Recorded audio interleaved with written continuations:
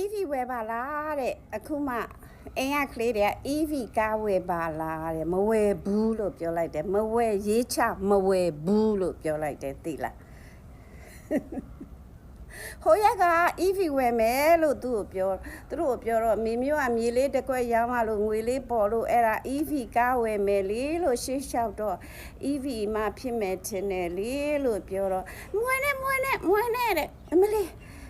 EV ဝယ်ပြီးရင်ရှုံးဖို့ပဲဂျပန်ကားကမှသုံးရမှာဟဲ့ဂျပန်ကားလေလို့နိုင်ငံခြားမှာပေါ်နေဒီမှာဘယ်နှထောင်နေငါရောက်လိုက်တာမှဟိုရက်ကကိုဗစ်ဖြစ်ပြီးတဲ့အခါကျတော့ကားတွေမှာခါရုံကားတွေရုံကိုပိတ်ပြီးကားတွေရောင်းလိုက်တာမှဂျပန်ကားတွေမှာ200 180 150တွေနဲ့ရောင်းလိုက်တာ4-5စီးကိုအဲ့ဒါကိုအခု1000တွေဟို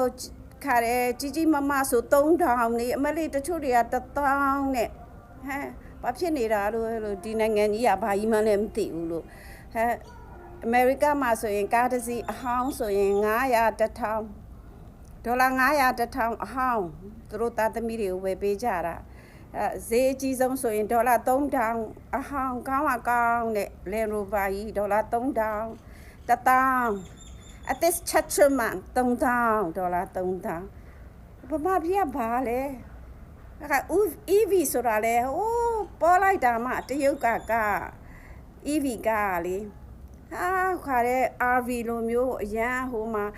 $1သိန်းလောက်ပေးတာခါတဲ့ EV က$3000ဆိုရင်တရုတ်ကလောက်တာမှကောင်းလိုက်တာလိုချင်လိုက်တာအခုဒီမှာဘာမှစုပ်ထုတ်ပြတ်တာသေးလေးကို$1000 အခု2000ဖြစ်သွားပြီလူတွေကိုများဘာထင်နေလဲပေါ့ဒီဈေးကွက်ကြီးอ่ะအဲ့တော့သူတို့အဲ့ဂျပန်ကမဝယ်ဘူးလို့ဒါအစိုး